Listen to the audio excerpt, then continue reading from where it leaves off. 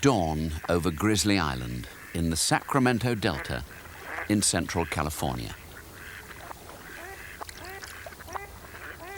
The American Indians called this place Suisun, the land of the west wind.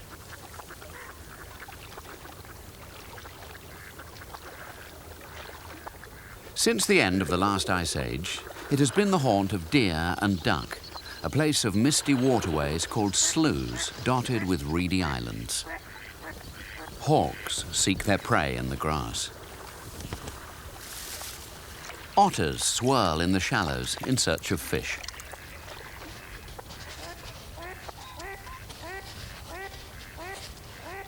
Over the centuries, a balance has developed between hunter and hunted. The Indians were part of that balance. They came here to hunt elk for meat and skins, and otters for their pelts. They respected the other watery creatures that shared their hunting ground.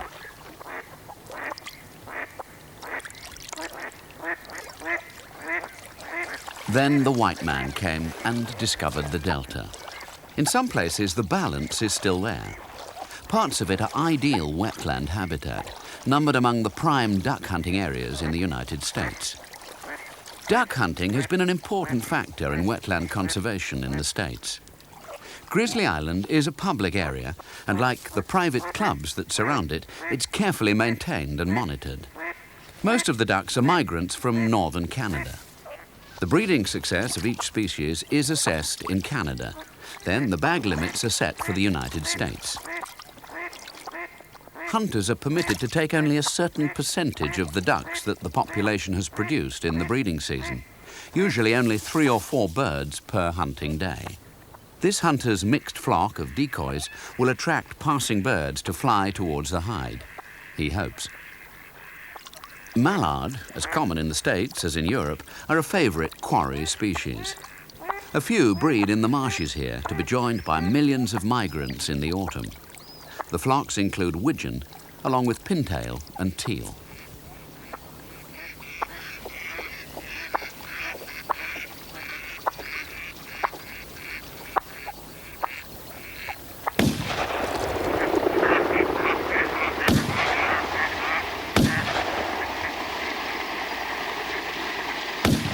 The hunting season lasts for 2 months. As many as 300 shooters might be on Grizzly Island at one time, on any of the 20 days in the season when hunting is permitted. But that's only part of the delta. The rest of it has been dry for over 150 years. In the early 1800s, most of the islands were drained for agriculture, and some of them are still farmed. The canals that carry the drainage water run along the lines of the old sloughs. Some of them are navigable for quite large vessels. Roads run along the tops of the levees, the banks that were built to keep the water out of the drained fields.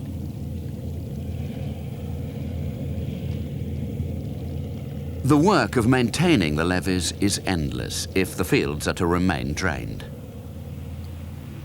The soil is dusty but still fertile, producing reasonable crops of corn.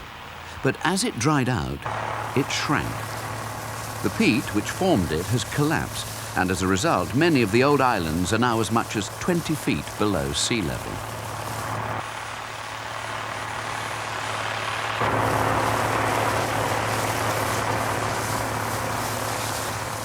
Corn growing is barely profitable, but it's a bonus to the birds. The harvester leaves many nearly intact cobs, which will be pounced on by the autumn visitors. The birds represent a crop which the land can support. From the air, the delta looks like an archipelago divided by rivers. But from a lower level, it begins to look very odd. All the rivers are higher than the islands.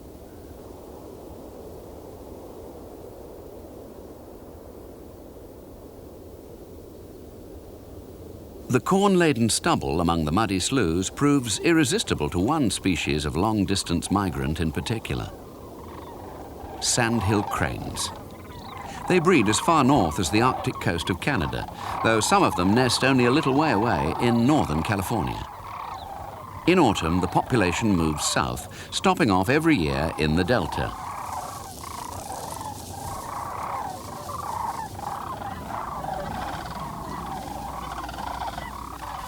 The cranes dance from time to time, a last silent flickering of the graceful, bugling rivalry of the breeding season.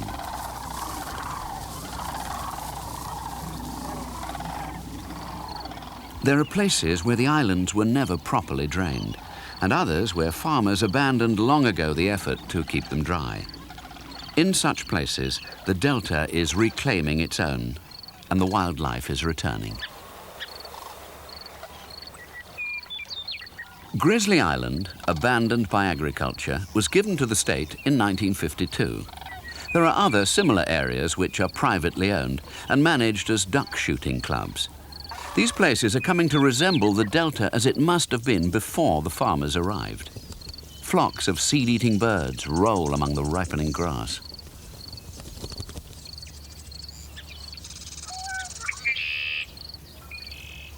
A party of egrets works its way against the wind, sweeping in from the sea, 20 miles away. It's hard to believe that only 20 miles from here, the great coastal cities of San Francisco and Oakland surround the bay. But to a female harrier, or marsh hawk as she's known in these parts, this is the wilderness over which her species has always hunted.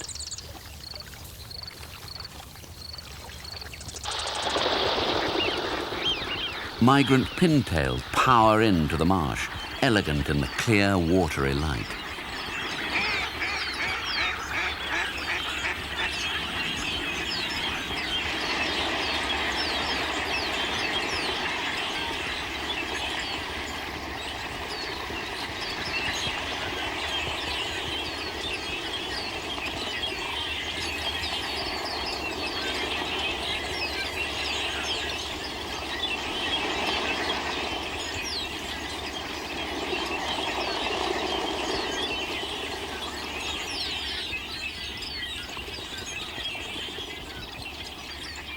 A red fox watches for casualties. The combined alertness of the crowded flocks will prevent him getting within striking range.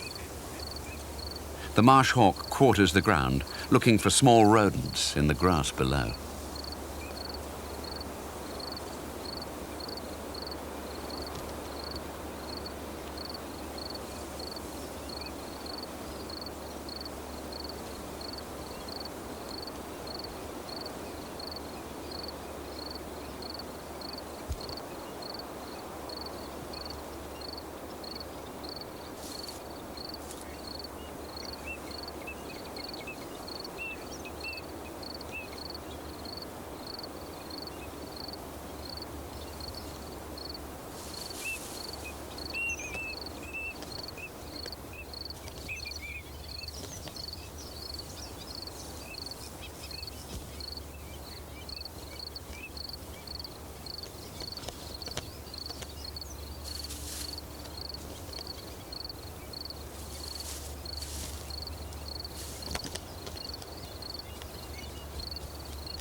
Her silvery mate has been hunting nearby.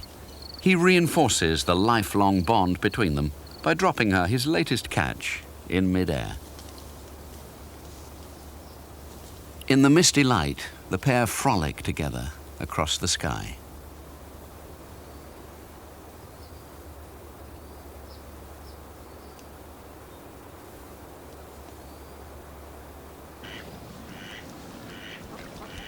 The ducks feed in stretches of open water between the reed beds. Mallard, pintail, green-winged teal, shoveler and widgeon. Their names are a hunter's litany of quarry species.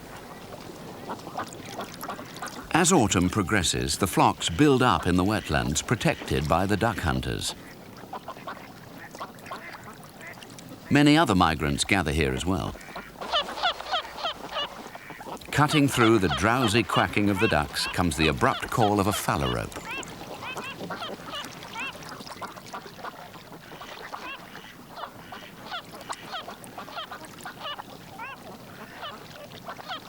The glowing colors of an American avocet seem to anticipate the coming sunset.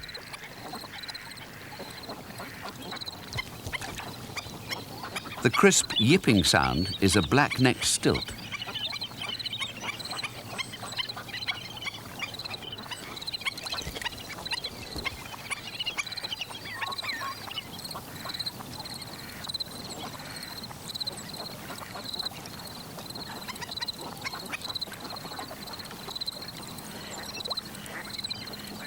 Waders of a dozen different species have followed the ducks down from the north.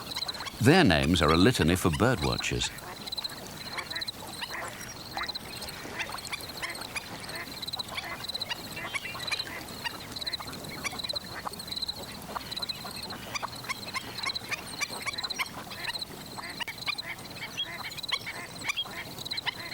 A great egret may well have nested right here in the marsh, where food is plentiful throughout the year.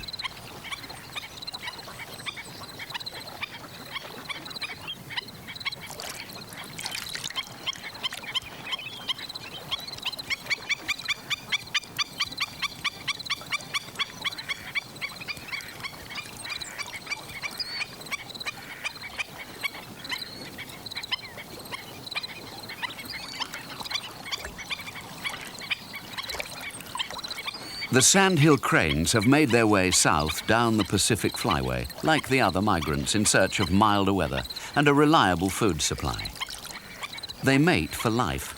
Displays on the wintering ground, like the marsh hawks passing food to each other, help to hold the pair together.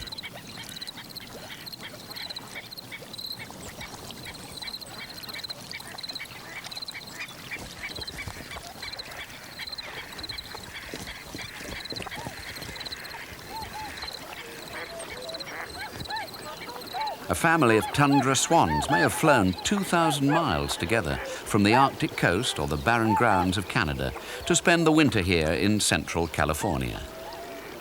The energetic calling and gesticulating of their greeting ceremony indicates that another family has completed the journey to this vital stopover.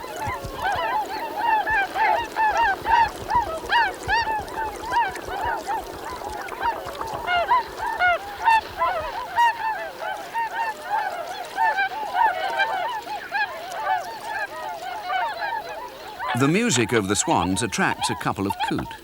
They have their own reason for wanting to be near the bigger birds with their long necks. A swan can reach parts of the bottom which are beyond a coot.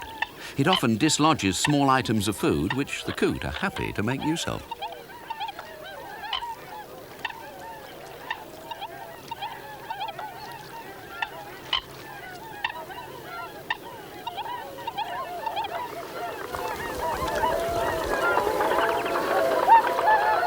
Migrant swans like to check their surroundings before settling down in a new place.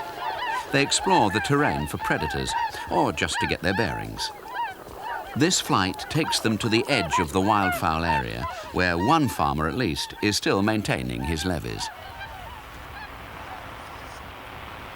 Although some of the islands are still farmed, others have been abandoned after years of declining profits.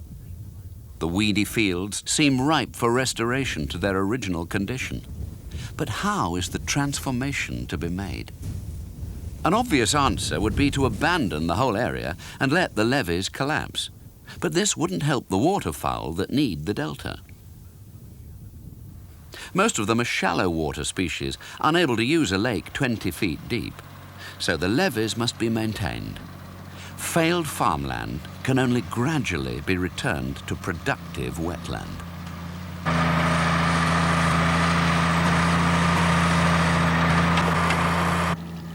Complicated and expensive pumping and dredging keep the bigger sloughs navigable and the fields more or less dry.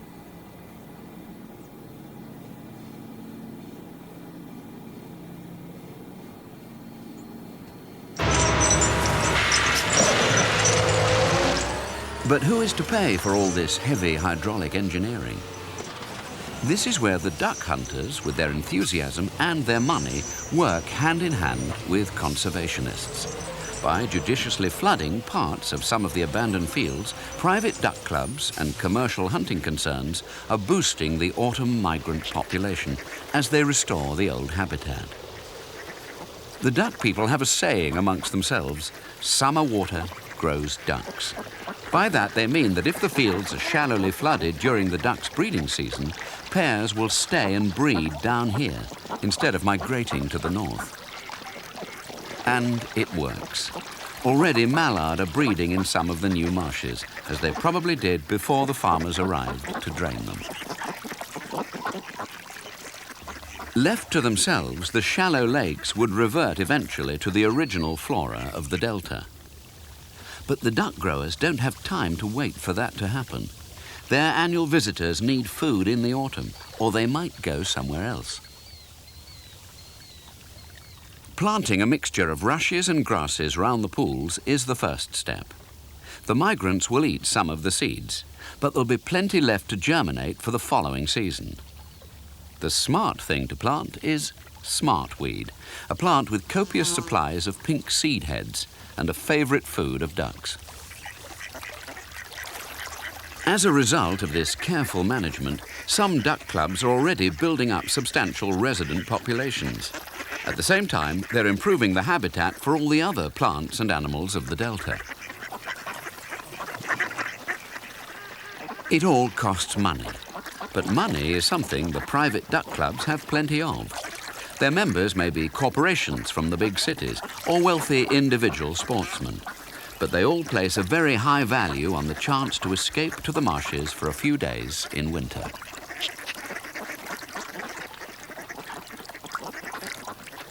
A female mallard shows her willingness to mate to a male who, at first, seems quite uninterested.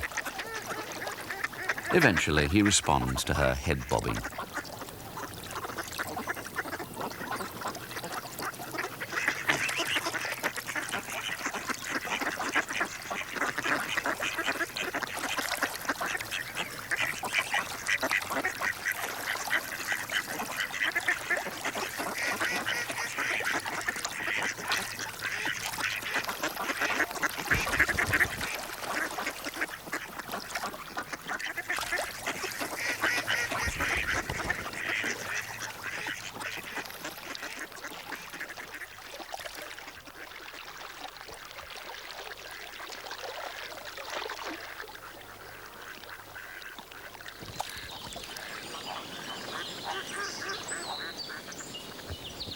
The egrets are nesting too.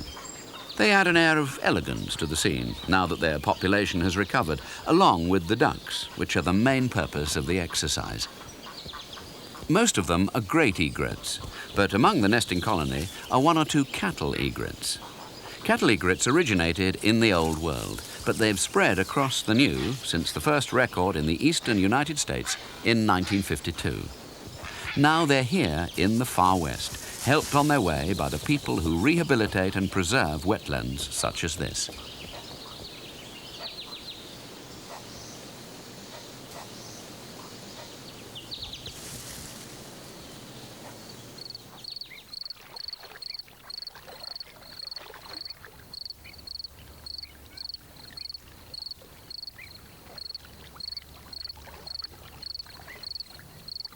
The duck has achieved her aim, a healthy brood of ducklings. The Duck Club has provided a brood pond where they'll be able to grow up in safety. Restoring these wetlands helps to offset a threat to the ducks in their breeding grounds in Canada. In abnormally dry years, farmers up there plough ponds which they can't usually get to, destroying duck breeding habitat, which will take 3 or 4 years to recover when the rain returns. Other migrants benefit too. Black-necked stilts usually breed well to the north of here and winter far to the south. The delta is progressively becoming not just a stopover, but a breeding place. Perhaps it always was. Killdeer usually breed on higher ground along the banks of streams. They visit the delta to feed in winter. More and more of them are staying down here to breed in the improved habitat. They defend their nests against all comers.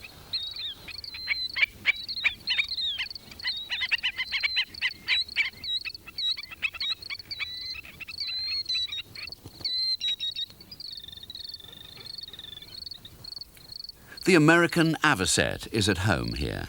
This is well within its normal breeding range. Its chicks are developing the characteristic upturned bill of their parents, and they already have the sweeping feeding movements for which the bill is designed.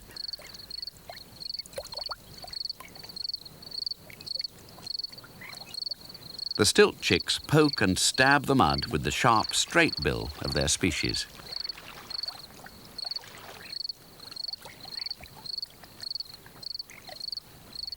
On one of the drier parts of the delta, where islands have not been drained and sunk, the harriers are rearing a single nestling.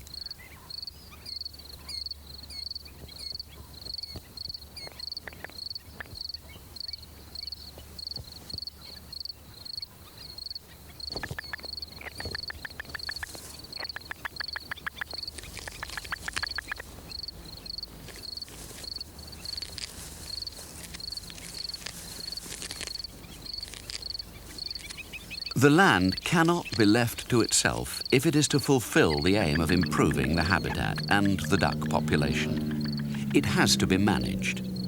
Management involves more than looking after the water levels and the plants. It also includes keeping an eye on the well-being of the birds.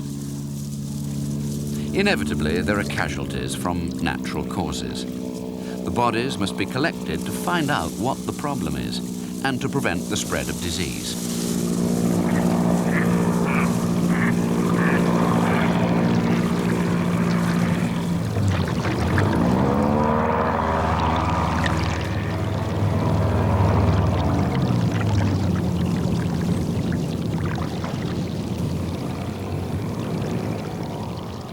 Regular surveys keep account of the success of the homegrown ducks. They try to sit tight in the grass, but the researchers need to know how many of them there are and to mark them so that they can identify them if they catch them again. When they catch a young bird, they check its state of health and then ring it and let it go.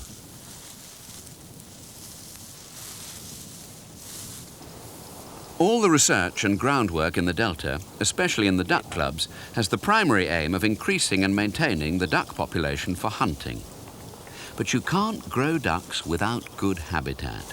The end result has been to turn derelict farmland into something which can pay its way, while it rapidly comes to resemble the delta which the farmers so nearly destroyed in the last 150 years.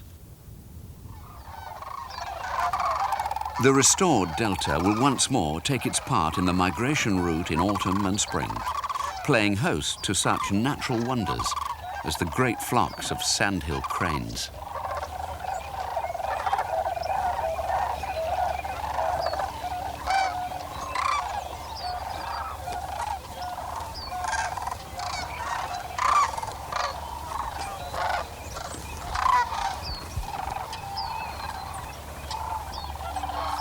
There was a time when these birds were legitimate targets. No doubt they made many a good meal for a pioneer farmer's family. But they're now protected and increasing, filling the evening sky with their music as they come home to roost.